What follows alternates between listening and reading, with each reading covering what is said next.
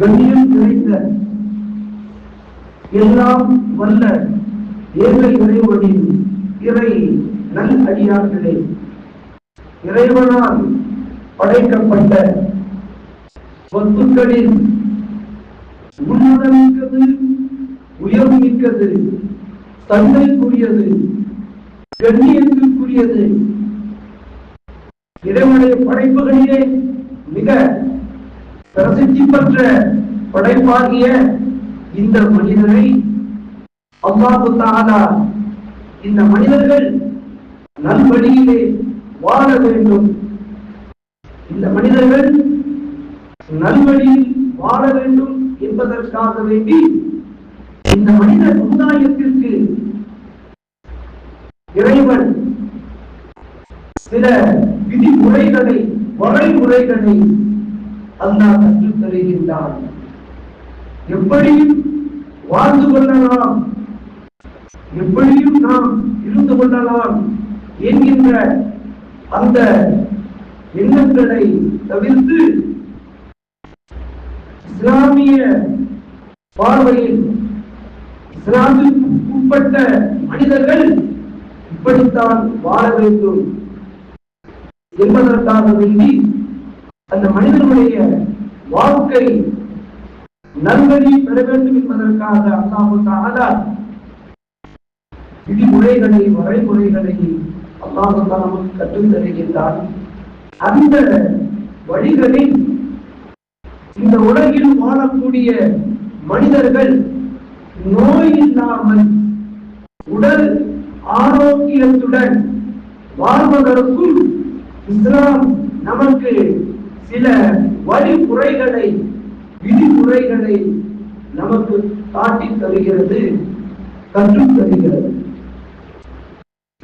இந்த உலகில் நாம் வாழ்கின்றோம். இன்றைய காலகட்டத்திலே நோய் இல்லாத மனிதர்களை பார்ப்பது, காண்பது மிக மிக அரிதான ஒன்றாக இருக்குகிறது.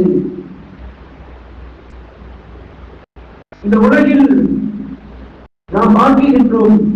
மனிதன் தன்னோடு தனக்கு துணையாக இருக்கக்கூடிய மனைவி, அந்த மனைவியை ஒரு செல்லக்கூடிய இடங்களுக்கு அவர் அழைத்து செல்வார், கூட்டிச் செல்வார். ஆனால் இன்றைய காலகட்டத்தில் நாம் பார்க்கின்றோம், தனக்கு துணையாக இருக்கக்கூடிய மனைவியை தன்னோடு அழைத்து செல்கின்றாரோ இல்லையோ, ஆனால் இவர் தன்னோடு ஒரு பையை எடுத்து செல்கின்றார், தன்னோடு ஒரு பையை எடுத்து செல்கின்றார். ஏனென்றால் அந்த பையில் தான் எனது வாழ்க்கையே இருக்கிறது. அந்த பை இல்லை என்றால் என்னுடைய நிலை, என்னுடைய கதி என்ன என்பது கேள்விக்குறியாக ஆகிவிடுகிறது. அது எங்கு சென்றாலும் தன்னோடு ஒரு பையை தூக்கிச் செல்கின்றார். அந்த அளவுக்கு இன்றைய காலகட்ட சூழ்நிலை இருந்து கொண்டிருக்கிறது. நோயற்ற மனிதர்களை நாம் காண்பது, பார்ப்பது மிக மிக அரிதான ஒன்றாக இருக்கிறது. அவர் நோயில்லா வாழ்க்கை, குறைவற்ற செல்வம். ஒரு நோயில்லா வாழ்க்கைக்கு இஸ்லாம் நமக்கு பல வழிமுறைகளை, விதிமுறைகளை காட்டித் தருகின்றது. ஒன்று, நம்முடைய உடலை சுத்தமாக வைத்திருப்பது. இரண்டாவது, உணவிலே கட்டுப்பாடுகளோடு நாம் அதை பேணுதலாக உணவிலே கட்டுப்பாடுகள் பேணுதல் வைத்துக் கொள்வது. மூன்றாவதாக, இறை கடமைகளை, இறைவனால் நமக்கு இடப்பட்டுள்ள அந்த கடமைகளை நாம் சரிவர நிறைவேற்றுவது. அதை இப்படி பல வழிமுறைகளை நோயில்லா வாழ்க்கைக்கு, மனிதன் ஆரோக்கியத்துடன் வாழ்வதற்கு இஸ்லாம் காட்டித் தரக்கூடிய வழிமுறைகள், விதிமுறைகள் பல இருக்கின்றது. அதை ஒன்றுதான் நோன்பு. இந்த நோன்பும் மனிதனை உடல் நலம் மிக்கவனாக, உடல் ஆரோக்கியம் உள்ளவனாக வாழச் செய்கின்றது என்பதற்கு மாணவியுடைய மணிமொழியை நாம் பார்க்கின்றோம். எடுத்துக்காட்டாக உதாரணமாக கண்மணி நாயகம் ஸல்லல்லாஹு அலைஹி வஸல்லம் அவர்கள் அதனால சொல்லுவார்கள், நோன்பு வையுங்கள் ஆரோக்கியம் பெறுவீர்கள் என்பதாக மாணவியுடைய மணிமொழி நமக்கு அதனை மிக தெளிவாக அதனை எச்சரிக்கின்றது. இந்த தினம் நாம் பார்க்கின்றோம், மருத்துவர்கள் கூறக்கூடிய சொல்லக்கூடிய அந்த ஆலோசனைகளை மக்கள் பேணுகின்றார்கள். ஆனால் இறைவன் சொல்லக்கூடிய இறை கட்டளையை இந்த மனிதர்கள் பேணுவதில்லை. நோய் இல்லாமல் மனிதன் இந்த உலகிலே வாழ வேண்டும் என்றால் இறைவன் நமக்கு சொல்லக்கூடிய, இறைவனால் நமக்கு இடப்பட்டுள்ள டைம் டேபிள், இறைவன் இந்த உம்மத்திற்கு, இந்த மனிதர்களுக்கு டைம் டேபிளை அல்லாஹ் விதியாக ஆக்கி இருக்கின்றான். ஒரு மனிதர் எப்படி வேண்டுமானாலும் வாழ்ந்து கொள்ளலாம் என்பது அல்ல, இப்படித்தான் வாழ வேண்டும் என்று இஸ்லாம் நமக்கு சில விதிமுறைகளை, ரூல்ஸ் அண்ட் ரெகுலேஷன், இவைகளை நமக்கு கற்றுத் தருகின்றது. இறைவன் நமக்கு கற்றுத்தரக்கூடிய, இறைவன் நமக்கு விதிக்கக்கூடிய அந்த ரூல்ஸ் தான் டைம் டேபிள்.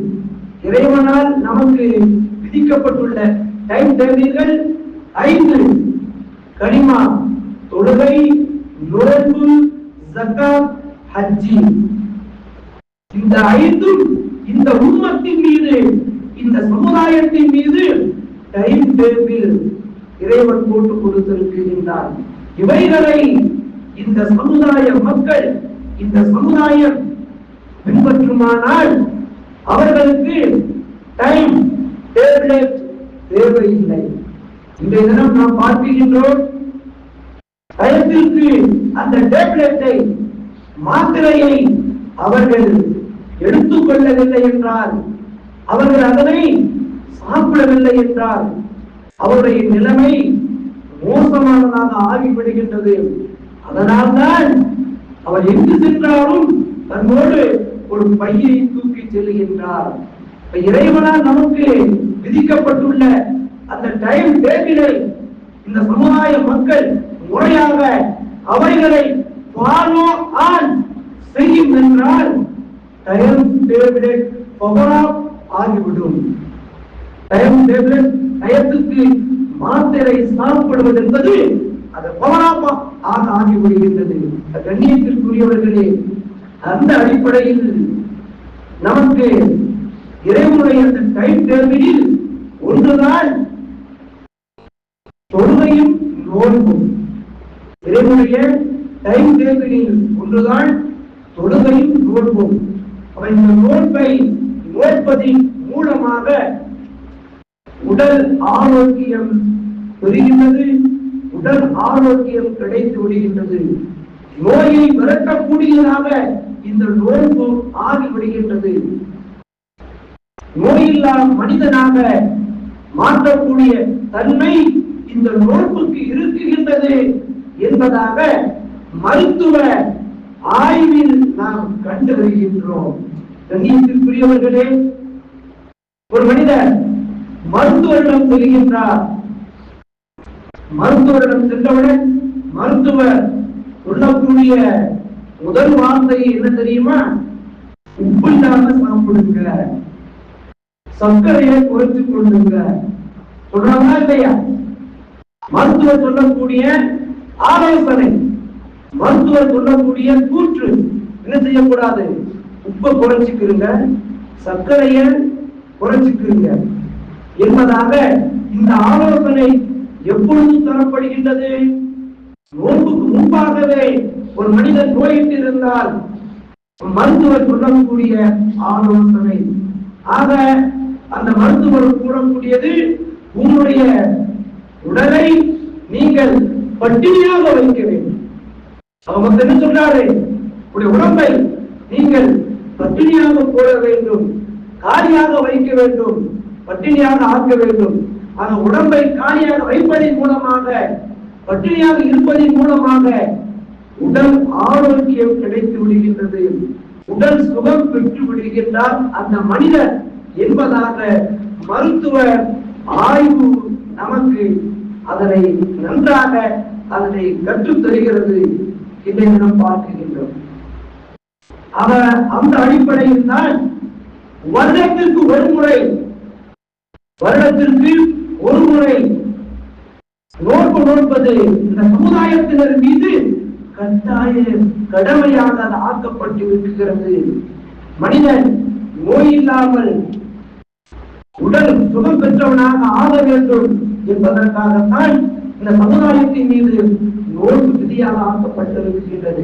கண்ணியத்திற்குரியவர்களே, ஆக நாம் இந்த உலகில் நீண்ட நெடிய காலம் உடல் ஆரோக்கியத்துடன் நாம் வாழ வேண்டும் என்றால் இஸ்லாம் காட்டித் தரக்கூடிய வழிமுறைகள், விதிமுறைகள், அதில் ஒன்றான இந்த நோன்பை நாம் அவசியத்திலும் அவசியமாக நாம் நோன்பது நாம் பார்க்கின்றோம். கண்ணியத்திற்குரிய ரமலான் நல்லடியார்களே, இந்த ரமலான் மாதத்தை வரவேற்றுத்தான் நமது உயிரிலும் மேலான கண்மணி நாயகம் ஸல்லல்லாஹு அவர்கள் இவ்வாறே நமக்கு துஆ கேட்பதற்கு கற்றுத் தந்துள்ளார்கள். அல்லாஹும்ம பாரிக் லனா ரஜப வ ஷஅபான் வ பல்லிக்னா ரமலான். ரஜபிலையும் ஷஅபானிலையும் பரக்கத் செய்திடுவாயாக. ரமலானை அடைகின்ற பாக்கியத்தை எங்களுக்கு தருவாயாக என்பதாக மாணவி ஸல்லல்லாஹு அவர்கள் துஆ செய்துள்ளார்கள். அதிலே ஒரு மிகப்பெரிய உயர்ந்த உன்னதமான நோக்கத்தை நாம் பார்க்கின்றோம். ரஜபிலேயும் பரக்கத்தை, ஷஅபானிலே பரக்கத்தை என்று கேட்ட நபி ஸல்லல்லாஹு அலைஹி அவர்கள் ரமலானிலே எங்களுக்கு பரக்கத்தை கொடு என்பதாக, பரக்கத்தை தா என்பதாக அந்த துஆவிலே அவர்கள் அவ்வாறு கேட்கவில்லை. ரமலானை அடையக்கூடிய, ரமலானை சந்திக்கக்கூடிய அந்த பாக்கியத்தை நீ எங்களுக்கு தர வேண்டும் என்பதாகத்தான் கேட்டுள்ளார்கள். ஆக ஒரு மனிதன் முழு உடல் சுகத்துடன், உடல் ஆரோக்கியத்துடன் அந்த ரமலானிலே அவன் இருந்து, ரமலானிலே அமல்கள், இபாதத்துக்கள், வணக்கங்கள் செய்துவிட்டாலே அதுவே மிகப்பெரிய பழக்கத்துதான். பழக்கத்தை நான் கேட்டுப்பட வேண்டிய அவசியம் இல்லை.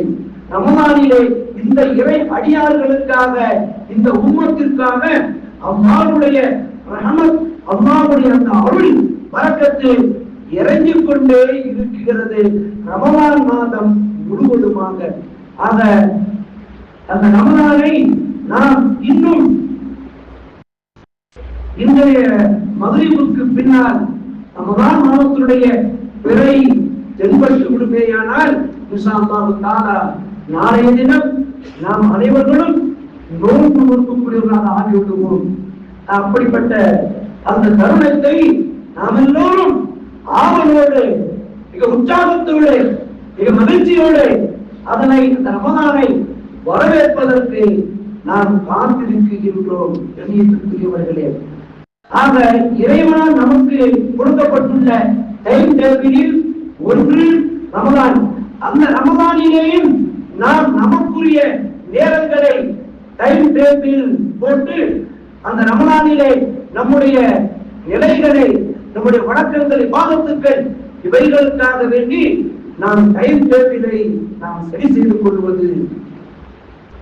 ரமலான் மாதத்திலே அதிகமான முறையிலே நாம் இறைவனிடம் நம்முடைய தேவைகள், நம்முடைய நாட்டுடைய தேவைகள், நம்முடைய குடும்ப தேவைகள், இன்றைய தினம் நாம் பார்க்கின்றோம்.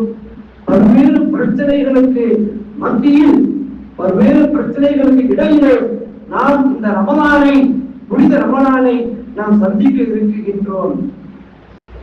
இஸ்லாத்தினுடைய உரிமைகள் அனைத்தும் ஒவ்வொன்றாக பறிக்கப்பட்டுக் கொண்டே வருகின்றது. அதில் ஒன்று வக்ஃபு சம்பந்தமாக, வக்ஃபு சொத்தை அரசுடைமையாக ஆக்குவது, இது போன்ற அந்த மசோதா ஆட்கள் செய்யப்பட்டு விட்டது. இது போன்ற பல்வேறு பிரச்சனைகளுக்கு இடையிலே நாம் இந்த ரமலானை சந்திக்கின்றோம். ஆனால் நாமும் நிம்மதியாக வாழ வேண்டும்.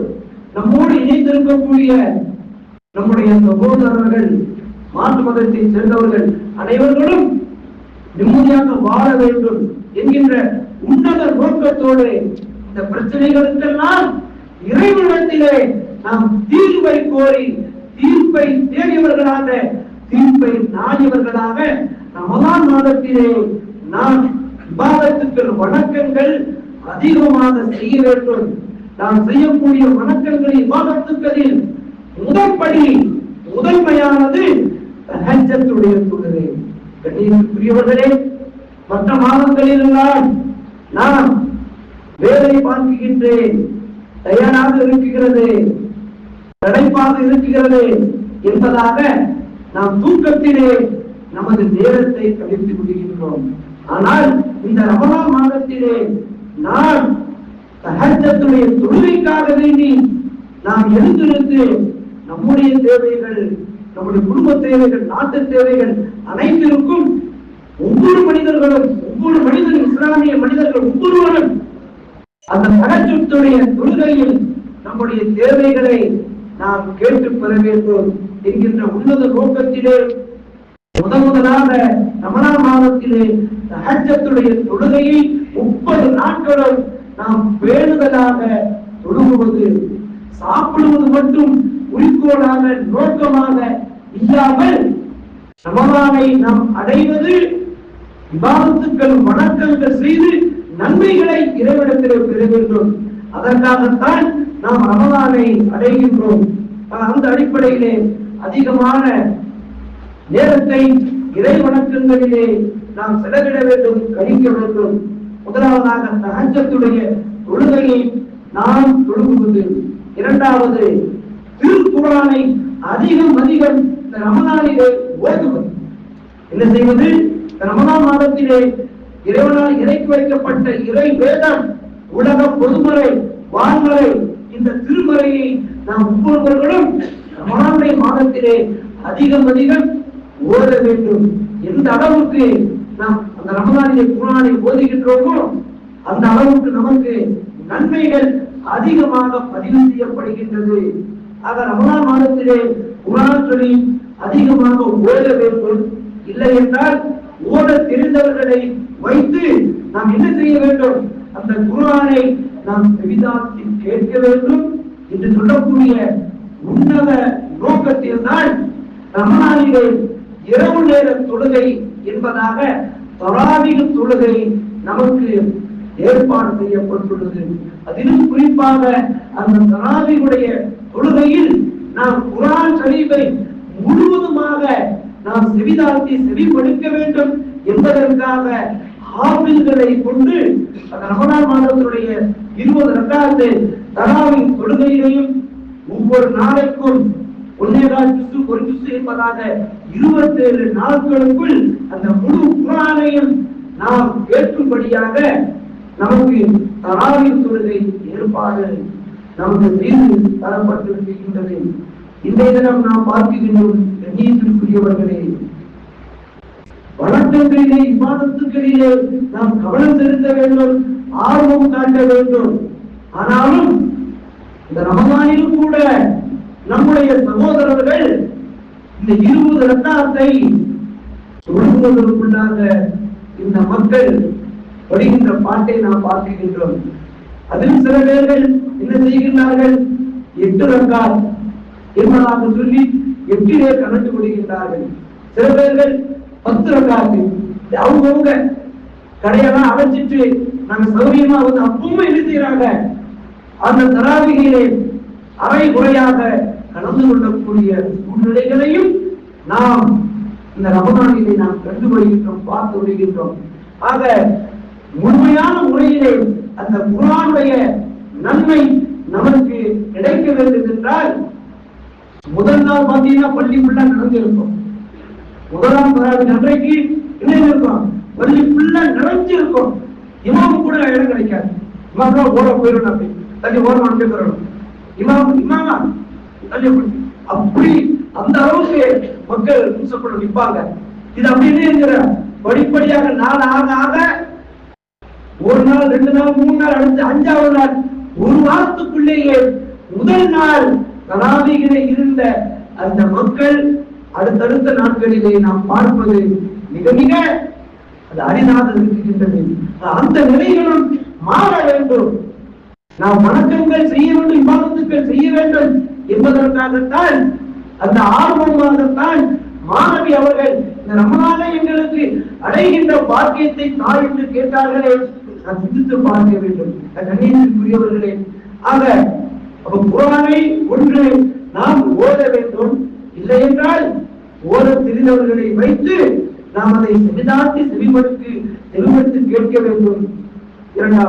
மூன்றாவதாக சகல் உணவு சாப்பிடுவது. 4வது, இந்த ரமலானிலே, ரமலான் மாதம் மற்ற மாதங்களில் எல்லாம் வரலாறு தொழுகைக்கு கூட நாம் என்ன செஞ்சிருவோம், லேட்டா தான் வருவோம். ஆனா இந்த ரமலான் மாதத்தில ஓரளவு என்ன செய்யறாங்க மக்கள் எல்லாம், வாங்க சொன்ன உடனே ஆனா பள்ளியாசத்துக்கு வந்துடுறாங்க. அந்த ஒன்று இந்த சமுதாயத்திலே மிகப்பெரிய ஒரு பெரிய ஒரு மாற்றமாக இருக்கின்றது. மற்ற மாதங்களை தாண்டி ரமலான் மாதத்திலே இருக்கிறாங்க. அந்த இறை எண்ணத்தோட பயபக்தியோட வாங்க சொன்ன உடனே முதல் நாளாக இறைக்கிழமையை நிறைவேற்றுவதற்கு பள்ளிக்கு வந்து விடுகின்றோம். ஆக வரலாறு தொழுகைகளை நிறைவேற்றுவதோடு சுண்ணத்தான தொழுகைகளையும் நபியான தொழுகைகளையும் இந்த ரமலான் மாதத்திலே நாம் நிறைவு செய்து கொள்ள வேண்டும். 5வதாக அதிகமான முறையிலே திக்ருகள், தஸ்பீகாத்துக்கள், மாணவியின் மீது சலவாத்துக்களையும் நாம் சொல்லி நன்மைகளை கொள்ளையடிக்க வேண்டும். 6வது, நாம் ஒரு கூட்டமாக உட்கார்ந்து மக்களுக்கு மார்க்கத்தினுடைய விஷயங்களை ரமலானிலே அவர்களுக்கு கற்றுக் கொடுத்தல். 7வது, அதிகமாக இறைவனிடம் நாம் துஆ செய்தல். அதிலும் குறிப்பாக நோன்பு திறக்கக்கூடிய நேரத்திலே கண்ணியத்திற்குரிய அல்லாஹ்வின் நல்லடியார்களே, ஜமாத்தார்களே, மஹல்லாவாசிகளே, நோன்பு திறப்பதற்கு முன்பாக சரியாக ஒரு 10 நிமிடத்திற்கு முன்பாக நாம் ரமலானுடைய முழு நன்மைகளையும் முழு பாக்கியங்களையும் நாம் பெற வேண்டும் என்கின்ற உன்னத நோக்கத்திலே 10 நிமிடத்துக்கு முன்பாக வந்து உட்கார்ந்து என்ன செய்யணும், நாம் இறைவனத்திலே கண்ணீர் சிந்தி கண்ணீர் விட்டு அந்த துவாக்கக்கூடிய அந்த நேரத்திலே ரமலான் மாதத்திலே ஒரு மனிதன் இஃப்தாருடைய நேரத்திலே கேட்கக்கூடிய அந்த துவாவாகின்றது ரப்பிடத்திலே எந்த திரையும் இன்றியும் அது கபூல் செய்யப்படுகின்றது என்பதாக மாணவியுடைய மொழிமொழியை பார்க்கின்றோம். கண்ணியத்திற்குரிய அல்லாஹ்வின் நல்லடியார்களே, இந்த ரமலானிலே நாம் பாவம் ஆன் செய்ய வேண்டிய டைம் டேபிள்கள் ரமலானில் மட்டுமல்ல, ரமலானுக்கு பின்னாலேயும் இறைவனால் நமக்கு டைம் டேபிள் கொடுக்கப்பட்டிருக்கக்கூடிய அந்த டைம் டேபிளை நாம் ஃபாலோ ஆன் பண்ணுவோம் என்றால் டயத்திற்கு டைம் டயத்திற்கு டேப்லெட் மாத்திரை சாப்பிடுவது பவனமாக ஆகிவிடும். கண்ணியத்திற்குரியவர்களே, அந்த இவைகள் எல்லாம் நமக்கு இஸ்லாமிய மார்க்கம் ரூல்ஸ் அண்ட் ரெகுலேஷனாக நமக்கு கற்றுத் தருகின்றது. ஒவ்வொன்றுக்கும் ஒரு விதிமுறை, ஒரு ரூல்ஸ் இருக்கிறது அல்லவா? அது போன்று இறை இல்லத்திற்குள்ளேயும் உங்களுக்கு ஒரு ரூல்ஸ் விதிமுறை என்பதாக இருக்கிறது. இறை இல்லத்திற்குள் நுழைகின்ற பொழுது நீங்கள் அஸ்ஸலாமு அலைக்கும் என்பதாக சொல்லி இறை இல்லத்தில் நுழைவது, அது போன்று உங்களுடைய காலணிகளை எங்கே வைக்க வேண்டும் என்று நமக்கு நமது பள்ளி நிர்வாகத்தின் சார்பாக அந்த காலணிகளை வைப்பதற்காக வேண்டி தனியாக தனிப்பட்ட ஒரு இடம் ஒதுக்கி தரப்பட்டிருக்கிறது. இதுவும் நாம் பின்பற்றக்கூடிய ரூல்ஸ் அண்ட் ரெகுலேஷனில் ஒன்றாக இருக்கிறது. இந்த ரூல்ஸையும் இந்த விதிமுறைகளையும் இந்த எதிர்ப்பைகளையும் நாம் கட்டாயமான அவசியமாக நாம் கடைபிடிக்க வேண்டும். பார்க்கின்றோம், செல்புறுகிறது. ஆனாலும் அதையும் மீறி எத்தனையோ பறவை ஜும்மாவிலே நமது பள்ளியுடைய நிர்வாகிகள் இதனை பற்றி நமக்கு எச்சரித்துள்ளார்கள். ஆனால் மீண்டும் மீண்டும் அந்த காலணிகள் செல்பிலே இல்லாமல் நடுவிலே பாதையிலே நடக்கிறது. இன்னும் மாற்று மருத்துவர்கள் உள்ளே வருகின்ற பொழுது சொல்லுகின்றார்கள், என்னங்க பாய் கோவிலுக்குள்ள வர்றான், பார்க்க நடைபாதையில வழியில செருப்பான் நடக்குது, காலனியா நடக்குது என்பதாக மாற்று மதத்தினவர்கள் உள்ளே வந்திருக்கக்கூடியவர்கள் இப்படி முறைப்பட்டுக் கொள்கின்றார்கள் என்றால் நாம் சிந்தித்து பார்க்க வேண்டும். இவர்களே, இது கடைசி எச்சரிக்கை. இது போன்று இனிமேல் அந்த செல்புக்குள்ளே காலணிகள் செல்லாவிட்டால் உங்களுடைய காலணிகள் அதை காணவில்லை என்றால் அதற்கு பள்ளி நிர்வாகம் பொறுப்பேற்காது என்பதையும் உங்களுடைய கவனத்திற்கு கொண்டு வருகின்றேன். கண்ணியத்துக்கு நல்லடியார்களே, இந்த ரமலான் மாதத்திலே இறைவனால் நமக்கு விதிக்கப்பட்டுள்ள அந்த டைம் டேபிளை நாம் ஃபாலோ ஆன் பண்ணி டைம் டேபிளை பவரால் செய்வோம். எல்லாம் வல்ல ஏக இறைவன் நம் அனைவர்களுக்கும் உடல் ஆரோக்கியத்துடன் உடல் நச்சுவத்துடன் கூடிய முழு ஆரோக்கியத்துடன் ரமலானை சந்தித்து அதில் அதிகமான முறையிலே இபாதத்துக்கள் வணக்கங்கள் செய்யும் இறைவனுடைய இறை அருளை பெறுகின்ற பாக்கியத்தை வந்த ரப்புல் ஆலமீன் இங்கு ஒன்று கூடியிருக்கக்கூடிய உங்களுக்கும் எனக்கும் தந்த அன்புமானாக என்று சுபாந்தீதவனாக என்ற வார்த்தைகளை நிறைவு செய்து கொள்கின்றேன். அதில் அல்ஹம்துலில்லாஹி ரப்பில் ஆலமீன். அஸ்ஸலாமு அலைக்கும் வரஹ்மத்துல்லாஹி வபரகாத்துஹு.